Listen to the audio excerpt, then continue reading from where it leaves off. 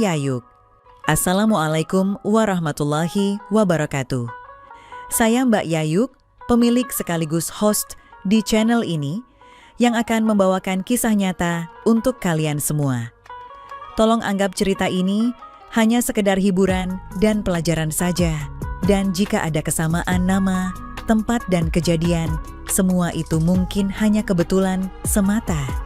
Silahkan ambil sisi baiknya dan buang sisi buruknya.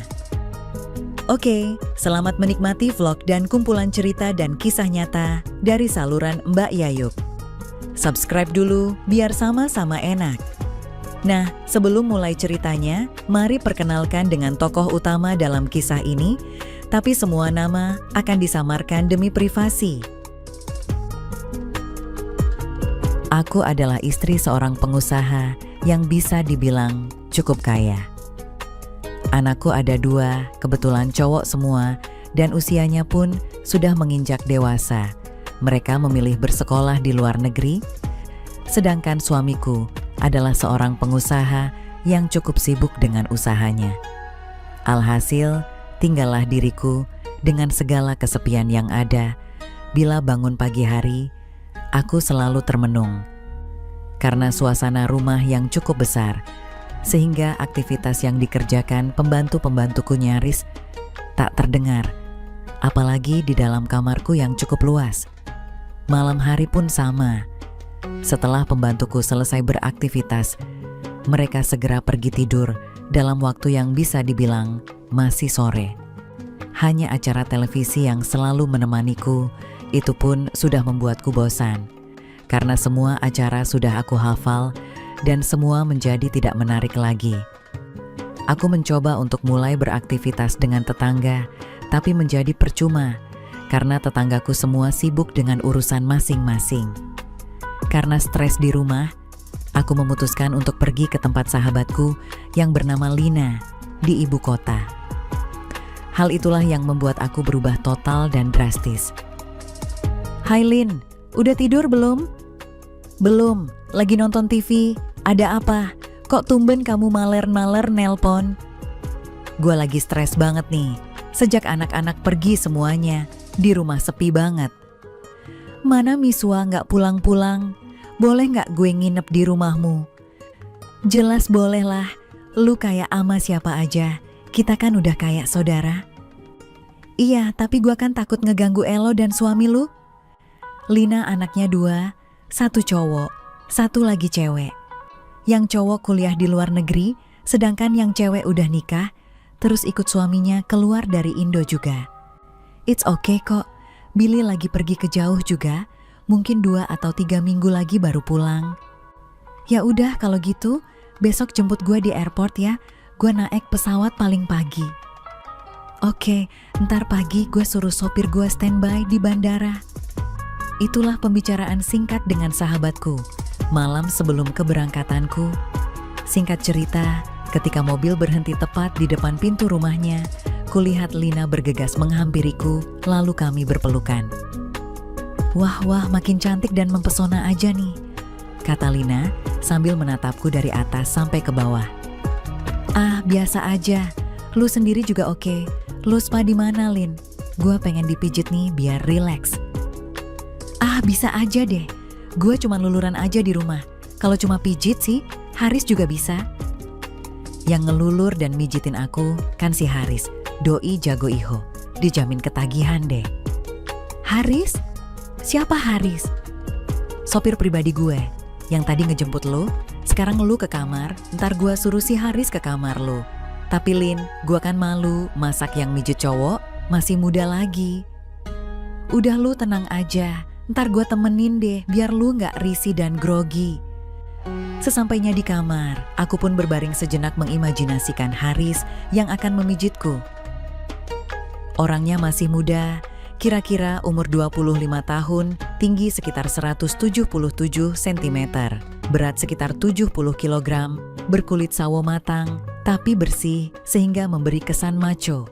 Dengan rambut berpotongan rapi, sopan dan ramah, terlebih sorot matanya yang tajam dan rahang yang memberikan kesan gagah. Apalagi dalam setelan safarinya, terlihat seperti seorang bodyguard. sehingga aku merasakan ada suatu desiran aneh dalam diriku, seperti adrenalin yang bersemangat. Aku pun semakin terbuai dalam lamunanku sendiri. Tok, tok, tok. Suara ketukan pintu membuyarkan lamunanku. Siapa? Haris, Bu. Lalu aku pun melangkah dan membuka pintu. Kulihat Haris sudah berganti pakaian. Dari setelan safari berganti dengan celana jeans dan kaos ketat warna putih yang semakin memperlihatkan otot-otot lengannya yang kekar, juga six-pack perutnya terlihat menonjol. Aku sempat berpikir, kok kayak model iklan Elmen, tadi kayak bodyguard. Hebat juga Lina nyari sopir pribadi, jangan-jangan dia juga sopir merangkap kerja khusus untuk Lina di saat suaminya sedang tidak ada, tapi segera ku tepis pikiranku itu. Mari masuk.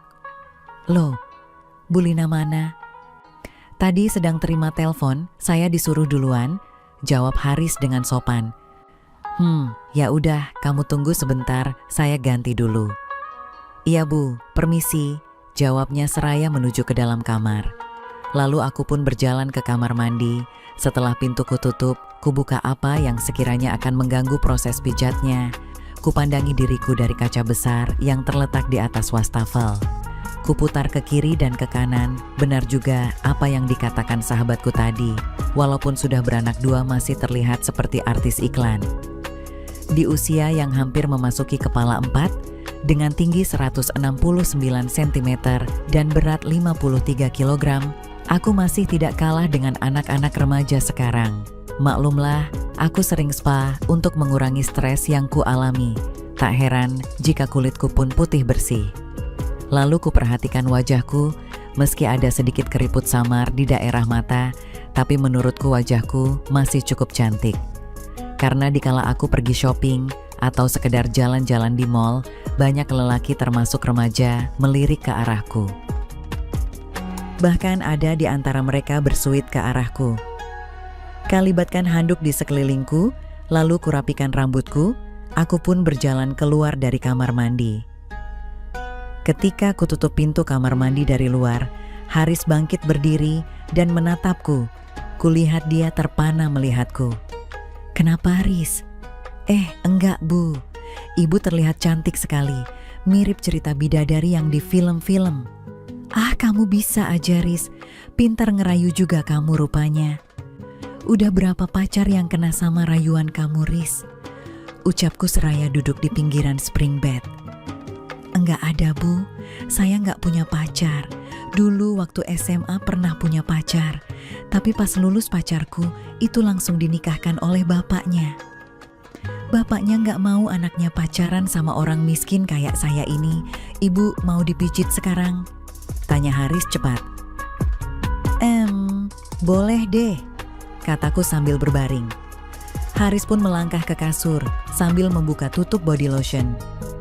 Permisi Bu ya, ucap Haris dengan penuh hormat, lalu kurasakan tangan Haris mulai dengan pijatannya. Ada rasa nyaman ketika Haris memijit telapak kakiku.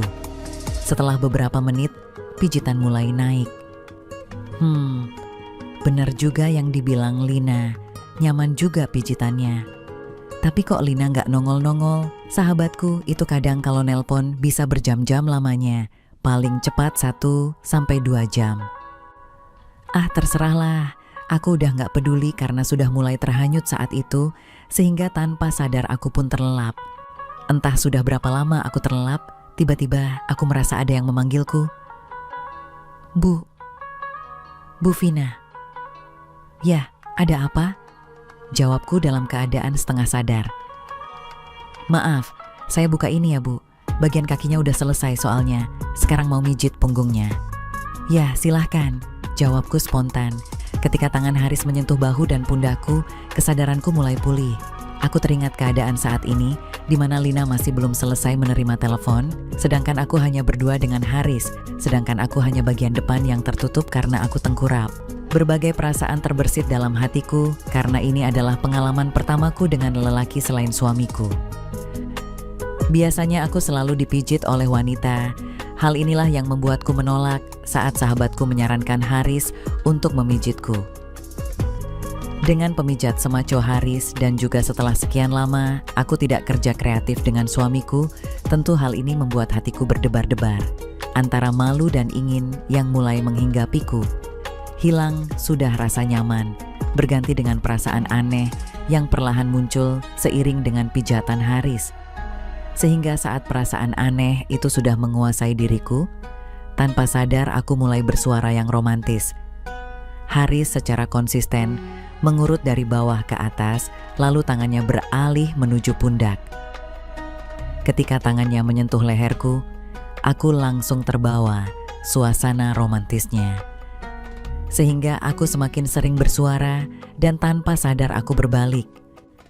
Dengan napas tidak teratur kubuka kelopak mataku, kutatap Haris yang menatapku dengan posisi berdiri.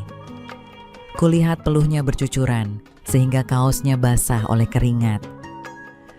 Aku sudah kehilangan akal sehatku, sehingga aku sudah tak ingat lagi akan keadaanku saat itu.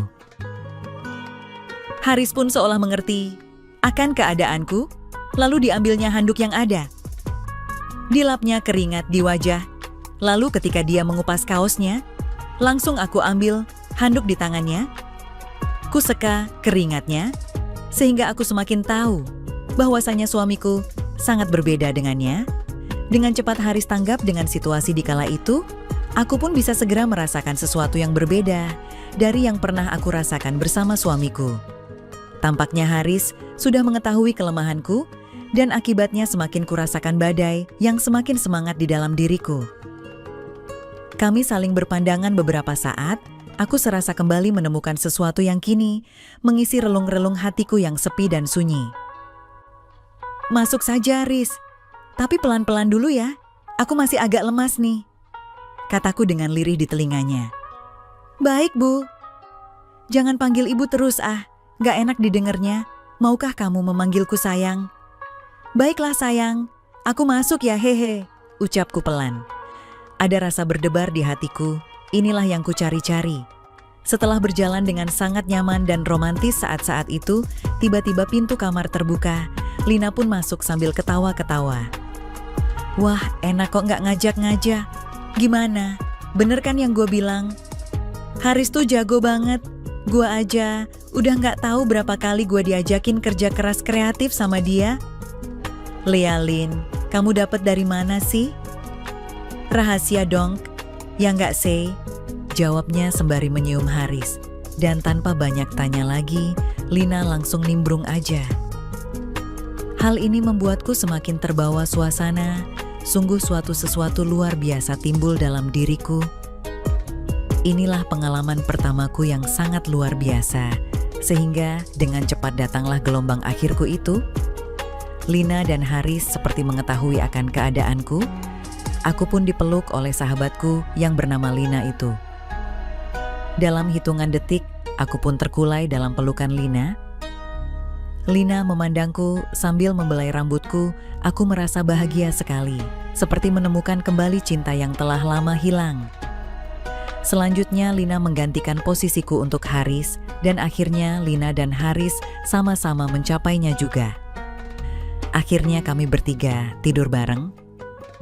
Itulah awal cerita yang membawaku ke dalam perjalanan yang indah. Masih lanjut nih, jangan kemana-mana dulu ya. Pintu kamarku tiba-tiba terbuka, tampak wajah cantik Lina di balik pintu. Udah siap belum? Bentar lagi, gue belum make bedak nih. Gue tunggu di mobil ya. Lina segera menghilang dari balik pintu. Kuoleskan bedak tipis pada wajahku, kupandang di cermin. Aku cukup puas dengan riasan yang kupakai. Aku tidak suka merias wajah secara berlebihan, paling hanya menggunakan bedak, lipstik, dan sedikit blush on, itu pun dengan olesan tipis. Kuambil tas tangan yang tergeletak di meja, lalu kulangkahkan kaki menuju pintu. Mobil meluncur membelah jalanan kota, kami menuju ke arah kota. Di jalan besar kami membelok ke arah lokasi plaza.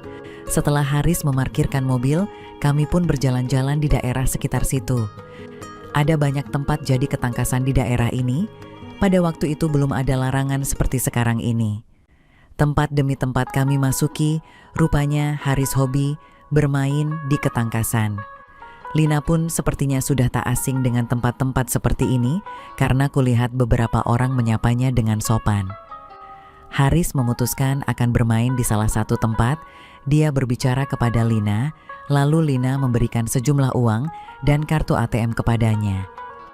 Lina mengajakku keluar. Satu demi satu tempat itu kami masuki. Aku merasa pengap dengan keadaan di dalam tempat tersebut. Musik house yang hingar-bingar. Orang-orang yang berjoget sampai untuk jalan pun susah. Ada beberapa cowok yang mendekati dan berusaha mengajak kami berkenalan. Ada yang menawarkan minum. Lina hanya tersenyum dan tertawa sambil terus berjalan. Sesekali berhenti karena ada yang dia kenal.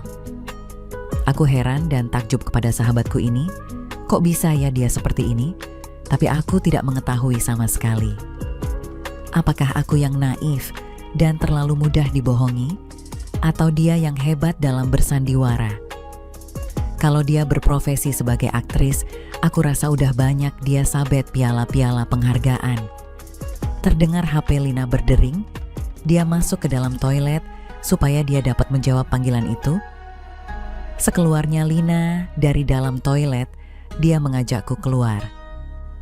Setelah di luar, dia bercerita bahwa yang tadi menelepon adalah temannya yang lagi bete di rumah. Lalu setelah Lina menceritakan bahwa ia bersamaku, temannya itu mengundangnya ke rumahnya. Katanya ingin berkenalan denganku dan akan mempersiapkan welcome party buatku. Kami mendatangi Haris di tempatnya bermain ketangkasan. Setelah kami menemukannya, Lina meminta kunci mobilnya. Kami pun bergegas pergi dari tempat itu menuju rumah kawan Lina. Kok kamu nyupir sendiri? Kenapa nggak pakai Haris, Lin? Nggak apa-apa, dia tuh kalau udah kena mainmu, sampai besok juga dia mah betah. Lagian, kita kan mau ngerayain welcome party buat lu, kata temen gue, partinya khusus cewek aja. Aku jadi penasaran, party macam apa nih? Masak cuma cewek aja yang boleh. Mobil yang kami tumpangi mulai berbelok memasuki gerbang perumahan teman Lina. Kami berhenti sebentar setelah security menanyakan identitas dan maksud kedatangan kami. Kami pun diperbolehkan masuk. Kami tiba di depan sebuah rumah yang cukup megah dan luas. Mobil langsung masuk ke pekarangan dan berhenti tepat di depan pintu garasi. Rumah di komplek itu tidak mempunyai pintu pagar, tapi berhalaman taman yang cantik, indah, dan sangatlah menarik. Lina mengetuk pintu rumah itu, temannya yang membuka pintu cantik juga, tubuhnya tinggi semampai, langsing, kulitnya putih, biasalah, khas keturunan. Hai, apa kabar? Wah, temen lu cantik sekali, Lin. Ucapnya sembari cipika-cipiki dengan Lina. Lalu dia menjabat tanganku sambil bercipika-cipiki denganku. Selamat datang ya gue Jane. Vina, jawabku singkat. Mari masuk, gak usah sungkan-sungkan. Anggap aja rumah sendiri. Lina masuk sambil ngobrol dengan Jane, langsung menuju ke suatu ruangan. Sementara aku memandang sekeliling dinding yang penuh dengan lukisan-lukisan wanita. Ada yang berdua, bertiga, berempat, bahkan yang rame-rame pun ada. Waktu ku perhatikan lukisan-lukisan itu, aku merasa janggal. Kenapa wanita-wanita dalam lukisan semuanya rata-rata paling banter, terlilit kain saja. Itu pun masih tidak mampu menutupi semua keindahannya. Vin, ngapain lu? Tegur Lina tiba-tiba yang mengejutkanku. Ah, elo Lin, ngagetin aja, rajuku. Kok rumahnya sepi sih, Lin? Kan Jane tinggal sendiri di sini. Lah, suami mah anaknya mana? Dia nggak punya anak, udah cerai sama suaminya gara-gara nggak bisa ngasih keturunan. Kok nggak nikah lagi? Dia kan cantik, masa nggak ada cowok yang mau? Dia pernah coba, tapi malah dia lebih sering disakitin. Ada yang cuma mau hartanya, ada yang suka main cewek. Yang terakhir yang paling parah, suka mukul, makanya dia lebih pilih hidup sendiri. Dia udah trauma sama cowok. Apa karena itu, lukisan-lukisan ini semua gambarnya cewek. Hei, lagi pada ngapain sih di sini? Ngobrolnya di dalam aja yuk. Tiba-tiba Jane muncul. Sehingga pertanyaanku tak terjawab oleh Lina, kami pun masuk mengikuti Jane. Kami duduk di sofa panjang dan lebar yang ukurannya hampir mirip spring bed seukuran anak remaja. Di depan kami terdapat meja yang panjang dan lebarnya mengikuti ukuran sofa. Di samping kiri ada sebuah minibar. Pembantu Jane, kira-kira berumur 19 tahun, berwajah ayu, rambutnya panjang lurus sebahu, kulitnya sawo matang, berkaus putih ketat, sehingga menonjolkan keindahannya masa depannya. Celana pendeknya membuat betisnya, yang kata orang Jawa, bunting padi, terpampang indah. Dia sedang membuatkan minuman bagi kami. Tampaknya dia cukup terlatih dalam hal meracik minuman. Kami pun ngobrol sambil nonton TV plasma yang menyiarkan acara luar negeri.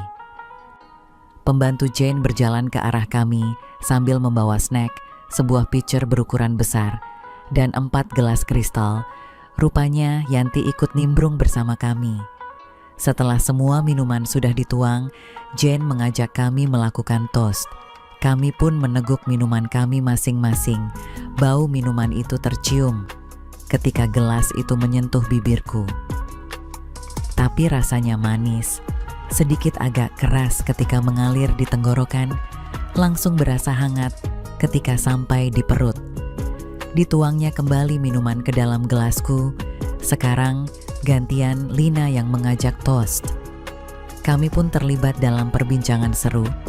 Seakan kami sudah kenal lama. Beginilah wanita kalau udah ngumpul. Gelas demi gelas telah kami teguk bersama. Makin lama obrolan kami pun udah mulai ngawur.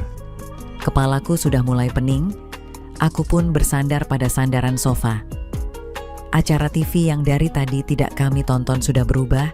Sekarang mereka menyiarkan film-film dengan adegan yang bagus. Ku tonton film dengan keadaan setengah on. Ada desiran yang mulai merambati diriku. Ku pejamkan mataku. Aku merasa seperti aku yang berada dalam film itu. Sentuhan tangan aktor di film itu seperti nyata membelai kepala dan wajahku. Kurasakan semakin lama, semakin nyata dan konsisten, aku semakin terbuai. Saat aku menyentuh kancing celanaku, tersentuh olehku tangan halus yang berkuku sehingga aku membuka mataku. Oh, ternyata yang aku kira aktor itu adalah Jane. Aku terkejut dan berusaha bangun, tapi tubuhku masih lemas sehingga hanya kepalaku yang terangkat. Ku arahkan pandanganku ke samping. Kulihat Lina pun tengah bersama dengan Yanti. Mereka sudah dalam kondisi yang lebih jauh dengan kondisiku. Pemandangan ini membuat diriku terlena. Kupalingkan wajah ke arah Jane yang telah berhasil membukanya. Ku peluk Jane. Ku tarik wajahnya mendekat. Aku sudah lupa siapa aku dan siapa Jane. Dia pun tak kalah seru dalam membalas apa yang aku lakukan padanya. Sungguh saat itu, aku menemukan sesuatu yang sangat berbeda. Dan ternyata, wanita dengan wanita juga bisa mencapai puncak merbabu seperti ketika dengan pria. Sungguh aku baru tahu akan hal ini. Kami benar-benar menikmati apa yang terjadi barusan.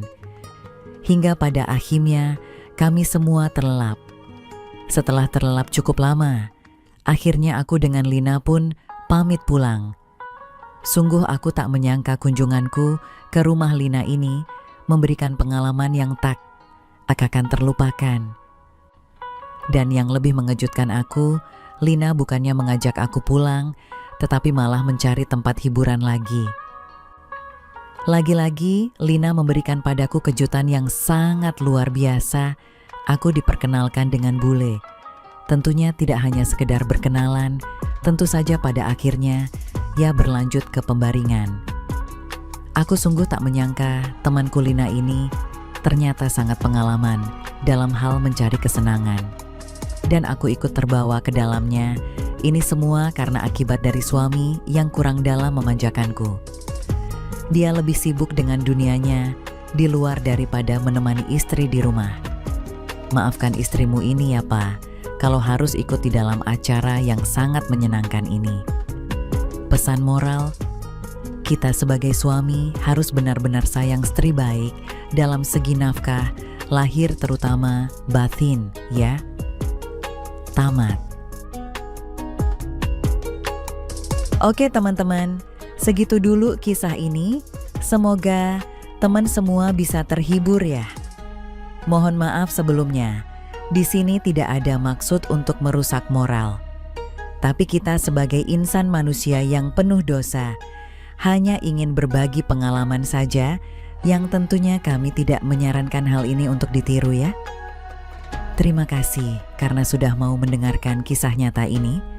Sekali lagi, ambil baiknya dan buang buruknya, dan semoga hal seperti ini tidak akan pernah terjadi kepada kalian semua, dan semoga kita semua dilindungi dari mara bahaya. Amin ya rabbal alamin. Sekian dan terima kasih. Sampai ketemu lagi di cerita-cerita selanjutnya. Jangan lupa like, komen, share, dan subscribe.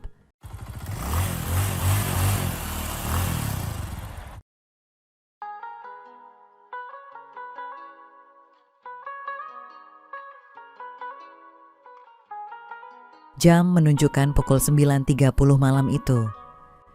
Aku terus berusaha menumpahkan segalanya dan betul-betul ingin mengilhami pengalaman bersejarah ini bersama dengan istri teman lamaku itu.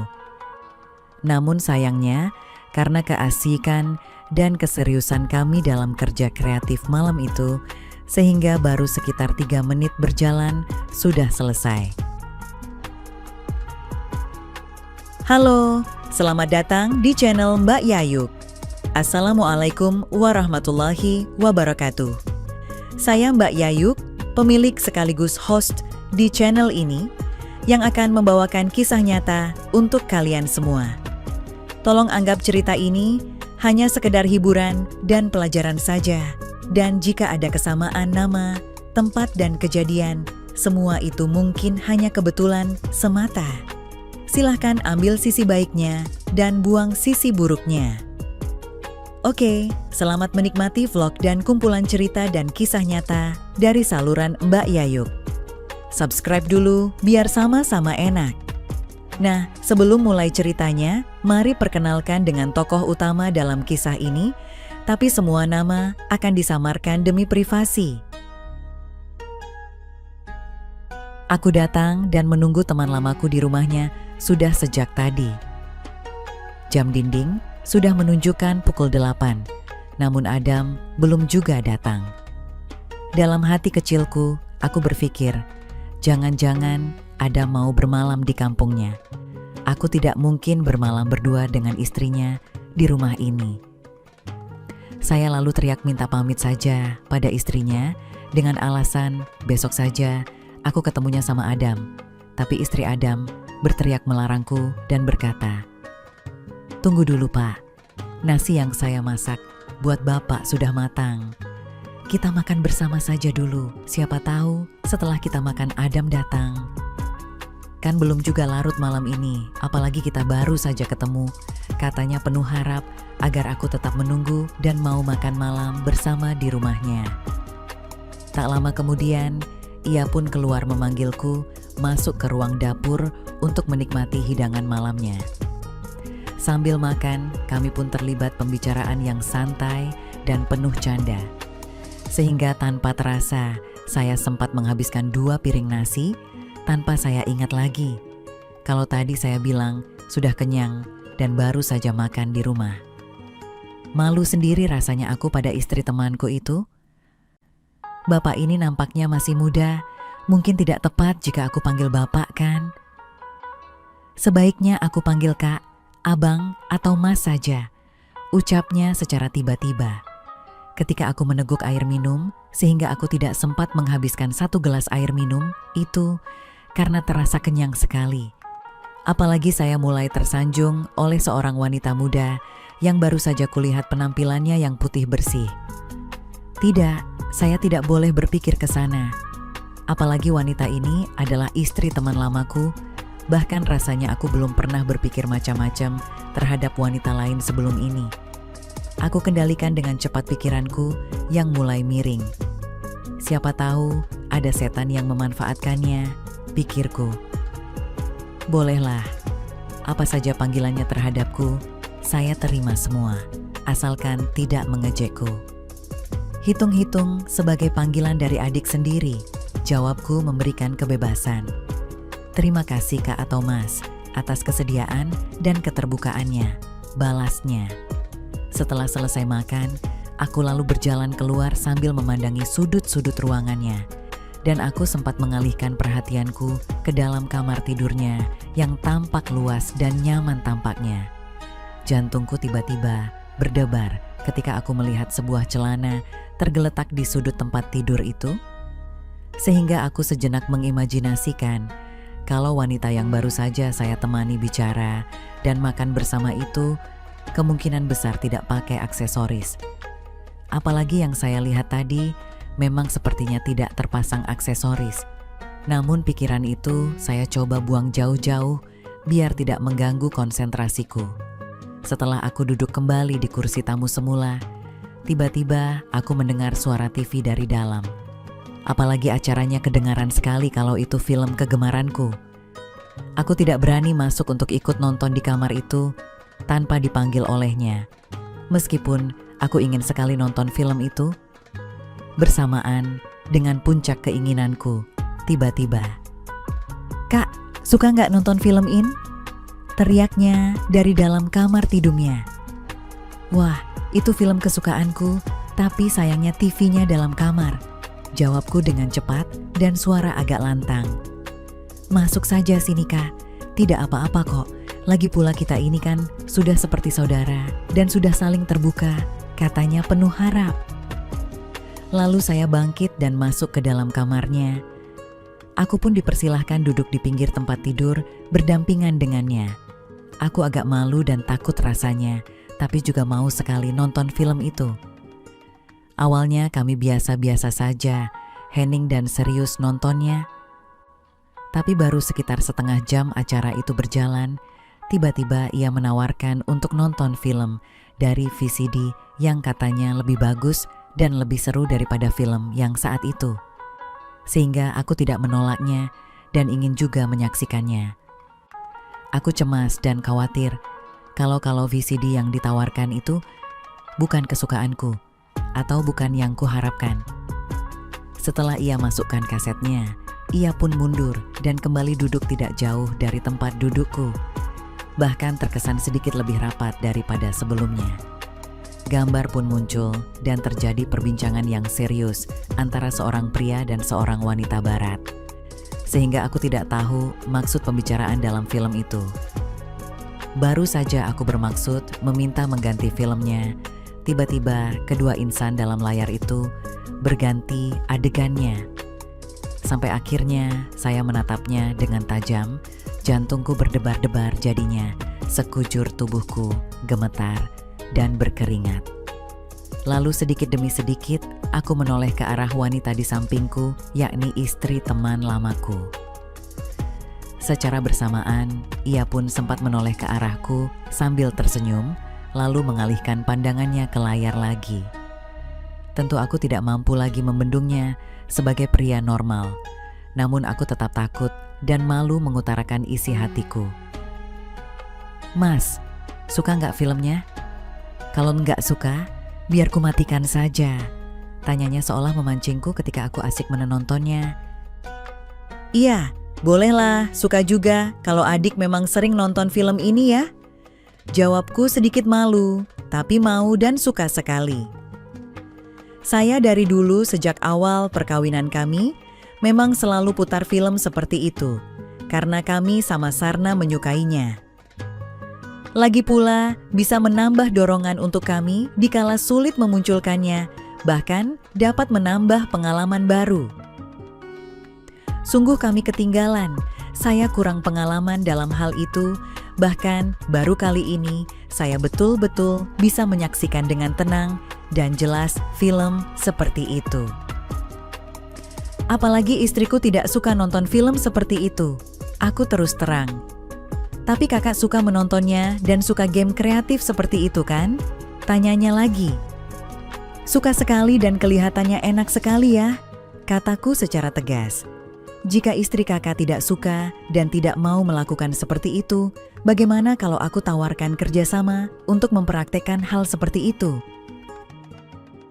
Tanya istri Adam, teman lamaku, secara tegas dan berani padaku, sambil ia mendempetkan tubuhnya sehingga bisikannya terasa hangat nafasnya di pipiku. Tanpa sempat lagi aku berpikir panjang, lalu aku menganggukkan kepala pertanda setuju. Wanita itu pun lebih merapat, bahkan ia duluan yang memulainya. Tanpa aba-aba lanjutan aku pun membalasnya dengan lebih darinya. Aku pun mempraktekkan apa yang barusan kulihat dalam layar tadi. Model yang bagaimana kita terapkan sekarang? Apa kita ikuti semua yang ada di layar TV tadi? Tanyaku berbisik. Terserah kak, aku serahkan sepenuhnya pada kakak malam ini. Tanpa kami rasakan dan pikirkan lagi suaminya, kembali apa tidak malam itu, apalagi jam menunjukkan pukul 9.30 malam itu. Aku terus berusaha menumpahkan segalanya dan betul-betul ingin mengilhami pengalaman bersejarah ini bersama dengan istri teman lamaku itu. Namun sayangnya, karena keasikan dan keseriusan kami dalam kerja kreatif malam itu, sehingga baru sekitar 3 menit berjalan, sudah selesai. Setelah kami terbangun hampir bersamaan di pagi hari, saya langsung lompat dari tempat tidur. Tiba-tiba muncul rasa takut yang luar biasa dan pikiranku sangat kalut. Tidak tahu apa yang harus saya perbuat. Saya menyesal, tapi ada keinginan juga untuk mengulanginya bersama dengan wanita itu. Untung malam itu suaminya tidak kembali dan kami pun berusaha masuk kamar mandi membersihkan diri. Walaupun kami berdua ingin mengulangi di dalam kamar mandi, namun rasa takutku lebih mengalahkannya. Sehingga aku mengurungkan niatku itu dan langsung pamit pulang dan sama-sama berjanji akan mengulanginya jika ada kesempatan. Saya keluar dari rumahnya tanpa ada orang lain yang melihatku sehingga saya yakin tidak ada yang mencurigaiku pada saat itu. Entahlah, tamat. Oke teman-teman, segitu dulu kisah ini. Semoga teman semua bisa terhibur ya.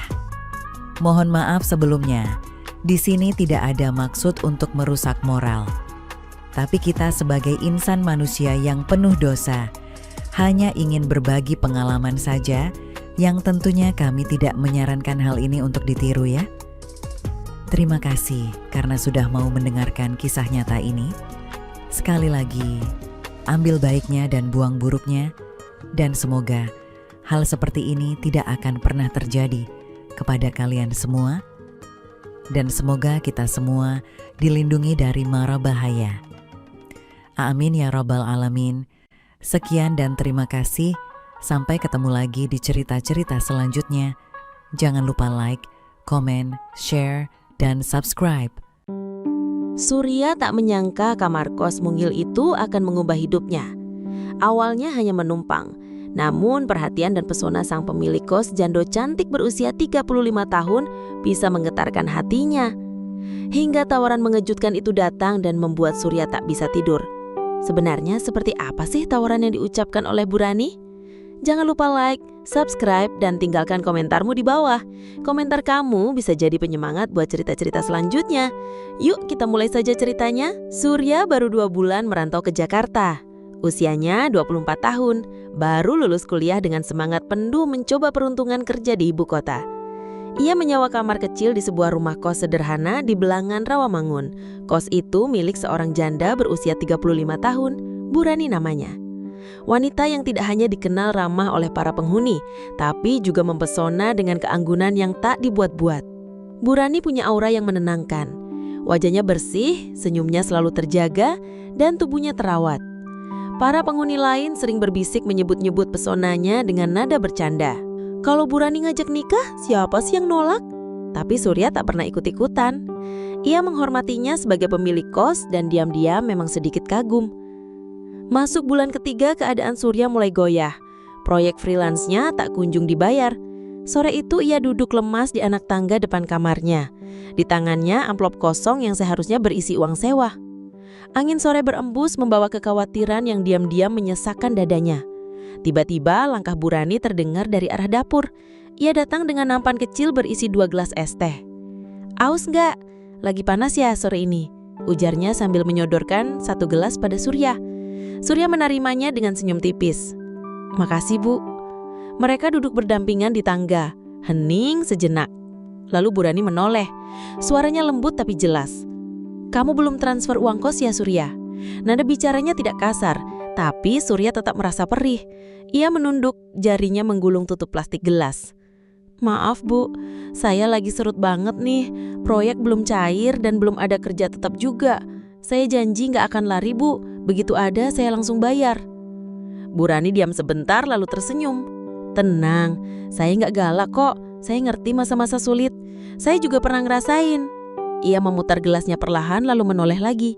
"Yang penting kamu jujur. Saya lebih suka cowok yang jujur dan gak banyak drama." "Wah, berarti saya lolos seleksi tahap pertama dong Bu." Surya mencoba bercanda. Bu Rani tersenyum simpul lalu menatap lurus ke depan.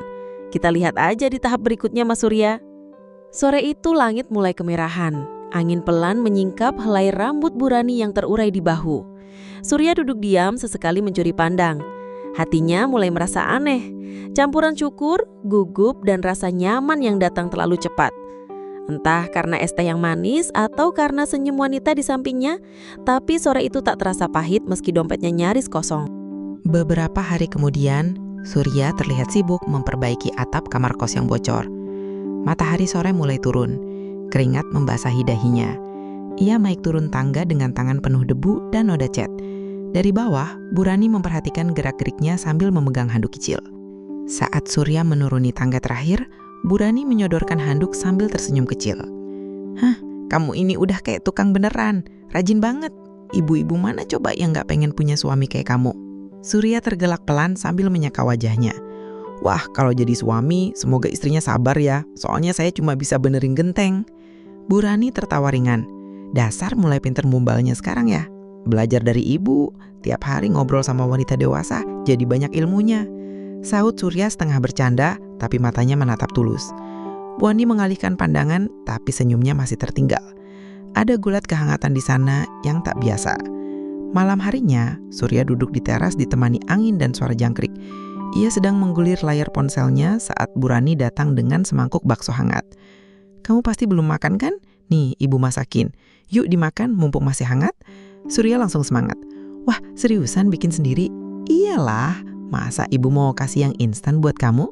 Katanya sih kalau mau jalan ke hati laki-laki itu bisa lewat perut." Surya tersenyum menerima mangkuk itu dengan hati-hati. Aroma kuahnya langsung menggoda. "Kalau gitu saya harus hati-hati Bu, nanti bisa-bisa beneran jatuh hati nih ke orang yang masakin." Bisa aja kamu gombal deh." Bu Rani duduk di sebelahnya, menyandarkan punggung ke kursi rotan. Senyumnya lembut, tapi sorot matanya menyimpan isyarat yang lebih dalam. Obrolan pun mengalir santai. Mereka tertawa kecil, sesekali saling goda, saling cerita masa lalu. Setelah keheningan singkat, Bu Rani pelan. "Surya, ya Bu, kamu pernah kepikiran gak buat tinggal di tempat yang tetap, yang gak harus mikirin bayar sewa tiap bulan?" Surya menoleh, keningnya sedikit mengenyit. "Maksudnya pindah ke tempat lain?" Bu Rani menggeleng pelan, menatap langsung ke matanya. "Bukan itu maksud ibu, kamu tinggal di sini sama saya, tapi bukan lagi sebagai anak kos." Surya menahan nafas, tubuhnya terasa sedikit hangat walau angin masih bertiup. "Maksud ibu sebagai suami?" Bu Rani tersenyum. "Iya, ibu tahu ini mungkin terdengar aneh, tapi kamu baik, jujur, sopan, dan ibu bukan cari cinta yang meledak-ledak. Ibu cuma pengen seseorang yang bisa duduk di teras bareng kayak gini tiap malam." Setelah obrolan hangat itu, Surya tak bisa tidur. Hanya kosong menatap langit-langit, sementara pikirannya gaduh oleh pertanyaan dan rasa bimbang. Sudah sejak awal ia mengagumi Bu Rani, bukan hanya karena wajah manisnya dan tubuh yang tetap terawat di usia 35 tahun, tapi karena sikapnya dewasa, mandiri, dan hangat. Wanita yang tahu caranya membuat orang lain merasa tenang bahkan tanpa banyak bicara. Namun, ini bukan hal kecil. Bu Rani bukan gadis sebayanya. Ia seorang janda beda usia 11 tahun, dan tawarannya bukan sekadar soal tempat tinggal gratis, tapi tentang hidup bersama sebagai suami istri. Dan itu bukan main-main. Surya sering menatap jendela malam-malam memikirkan semuanya dalam diam. Sampai suatu pagi ia bangun dengan badan panas dingin. Flu berat menyerangnya tanpa ampun. Ia menggigil, mual, dan tak sanggup bangun dari kasur. Hari itu Bu Rani datang, mengetuk pelan dan masuk membawa handuk kecil. "Iya, kamu ini baru juga saya godain dikit aja udah tembang begini." Surya tersenyum lemah. "Mungkin saya demam karena mikirin ibu terus." Bu Rani terkekeh pelan sambil mengganti kompres di dahinya. "Kalau mikirin saya bikin kamu sakit, berarti nanti tiap hari kamu bisa sakit kalau nanti jadi suami saya." "Enggak juga sih, Bu. Mungkin nanti bisa kebal, asal tiap sakit dirawat begini terus." Perawatan Bu Rani bukan cuma soal obat atau bubur panas. Ia juga membetulkan bantal Surya, sesekali menyentuh keningnya dengan telapak tangan hangat. Ada kelembutan dalam setiap gerakannya, sesuatu yang sudah lama tak dirasakan Surya. Mungkin sejak ibunya meninggal saat ia masih sekolah. Beberapa hari kemudian saat Surya mulai pulih dan bisa duduk di teras, mereka duduk berdua sambil menikmati angin sore. "Wah, kamu udah kelihatan segar lagi nih. Tapi hatu kamu gimana? Masih ragu kah?" ucap Bu Rani sambil menyeruput teh hangatnya. Surya diam sejenak lalu menoleh padanya. "Saya nggak ragu soal ibu. Saya cuma takut. Saya belum cukup untuk ibu. Saya masih cari arah, belum punya apa-apa." Bu Rani tersenyum. Kali ini lebih lembut dari biasanya. "Saya nggak butuh yang punya segalanya. Saya butuh yang mau jalan bareng saya dari bawah, mau rangkul saya, bukan hanya waktu saya cantik dan kuat, tapi juga nanti kalau saya mulai keriput dan lelah." Ia menatap Surya dalam-dalam. Surya mengangguk pelan. Hatinya terasa aneh, seperti baru dibuka dan dihangatkan oleh matahari pagi. Setelah lama beku, ia tidak lagi melihat Bu Rani sebagai pemilik kos atau wanita yang lebih tua. Ia melihat sosok yang bisa ia genggam, ia jaga, dan ia cintai dengan cara yang sangat nyata. "Saya nggak janji bisa kasih banyak, Bu. Tapi saya mau ada di sini mulai dari nol sama ibu. Kalau begitu, kamu boleh mulai panggil saya Rani, biar nggak terlalu canggung buat calon suami." Mereka tertawa kecil, dan sejak hari itu, sore di teras kos tak lagi sekadar waktu menunggu senja, tapi awal dari kehidupan yang perlahan tumbuh. 3 bulan kemudian, mereka menikah. Pernikahannya sederhana tapi penuh kehangatan. Resepsi digelar di halaman kos, dihias lampu-lampu bohlam kecil dan tirai putih yang bergerak pelan tertiup angin sore. Tetangga dan penghuni kos berdatangan. Ada yang tersenyum bahagia, ada juga yang masih melongo tak percaya. Surya, anak kos yang dulu sering nunggak bayar, kini resmi menjadi suami sang pemilik kos Bu Rani. Sore berganti malam, tenda dibongkar, piring-piring plastik dikemas, dan tamu terakhir pamit pulang. Di dalam kamar yang dulunya kamar kos Surya, kini sudah berubah. Ranjang dipenuhi kelambu lembut, lampu remang menciptakan bayangan yang tenang. Bu Rani duduk di tepi tempat tidur, melepaskan sanggulnya pelan. Surya menatapnya, terdiam sejenak, lalu duduk di sampingnya dan menggenggam tangannya. "Aku gak nyangka hidupku bisa berubah secepat ini," gumam Surya sambil menatap wajah yang kini sah menjadi istrinya. Bu Rani menoleh, senyumnya lembut, matanya sedikit berkaca-kaca. "Saya juga gak nyangka anak kos yang dulu sering nunggak bayar, sekarang malah saya yang harus bangunin tiap pagi." Surya tertawa kecil. Ia menunduk mencium punggung tangan Bu Rani perlahan. "Ya, tapi mulai malam ini, saya juga yang harus jagain ibu tiap malam," ucapnya pelan penuh makna. Bu Rani mengerling, suaranya melembut. "Kalau jagainnya selembut tadi siang sih, saya gak keberatan dijagain tiap malam." Surya mengangkat alis pura-pura polos. Tadi siang maksudnya pas saya bantu rapiin dapur." "Iya, waktu kamu sengaja nempelin tangan ke pinggang saya pas ngambil sendok. Kamu pikir saya gak sadar?" Surya tertawa, pipinya memerah. "Wah, ketahuan ya, Bu." Rani menggaleng pelan lalu bersandar di bahunya. "Saya senang kita ketemu di waktu yang pas, walaupun awalnya aneh. Aneh tapi indah kayak cerita film romantis indie," bisik Surya. "Cuma ini gak fiksi dan aktornya beneran jatuh cinta," balas Bu Rani pelan. Malam itu mereka berbincang lama, bukan tentang rencana besar atau janji-janji manis, tapi hal-hal sederhana. Siapa yang akan bangun lebih dulu besok, apakah mereka akan ganti gorden kamar, dan siapa yang lebih sering ngiler saat tidur. Dan di tengah tawa pelan dan kehangatan selimut, Surya sadar, kamar kecil itu bukan lagi tempat tinggal sementaranya, tapi tempat pulang dan tempat cintanya tunggu setiap hari. Kini Surya tak lagi hanya sekadar penghuni kos. Ia menjadi tangan kanan Bu Rani dalam mengelola usaha kecil itu, dari mengurus pemasaran online sampai menata ulang kamar kosong agar lebih menarik. Selain itu, ia mulai rajin menulis cerita cinta di blog pribadinya. Salah satunya tentang seorang pemuda yang jatuh cinta pada pemilik kos, yang mirip seperti kisahnya sendiri. Setiap pagi Bu Rani akan menyeduh 2 cangkir teh melati. Ia menaruhnya di meja teras, tempat favorit mereka menikmati udara pagi. Pagi itu matahari belum tinggi. Surya duduk santai di kursi rotan mengenakan kaos tipis dan sarung. Bu Rani datang dengan teh hangat dan senyuman khasnya. "Sarapan nanti mau roti atau bubur Mas Surya?" tanyanya sambil duduk di sebelahnya. "Yang penting ada kamu udah kenyang," jawab Surya sambil menggoda. Matanya tak lepas dari wajah wanita yang kini jadi istrinya. Bu Rani mencubit pelan lengan Surya. "Nih anak, makin kesini makin pinter ngerayu ya." Surya tersenyum lalu menatap istrinya serius. "Tapi bener loh, aku sering mikir dulu kalau aku bisa bayar kos waktu itu, mungkin hidupku gak akan segini lengkapnya." Bu Rani terdiam sebentar lalu menggenggam tangan Surya. "Mungkin itu yang orang bilang rezeki bisa datang dalam bentuk yang berbeda. Kadang bentuknya ya seperti kamu." Surya tertawa kecil, merasa hatinya hangat. "Bu Rani, sekarang saya boleh panggil sayang kan? Soalnya tiap malam masih kepleset panggil Bu." Bu Rani tertawa, kemudian membalas dengan tatapan menggoda. "Boleh, tapi syaratnya apa? Nanti malam kamu juga panggil aku Ayang di depan Ibu RT." "Waduh, mental aku belum sekuat itu sayang." Mereka tertawa bersama. Teh di cangkir mulai mendingin, tapi suasana justru makin hangat. Tak perlu rumah mewah atau mobil mahal. Cukup cinta yang tumbuh perlahan dan saling mengenggam. Mereka sudah merasa punya segalanya. Hidup mereka memang tak sempurna, tapi selalu penuh tawa dan cinta yang terus bertumbuh.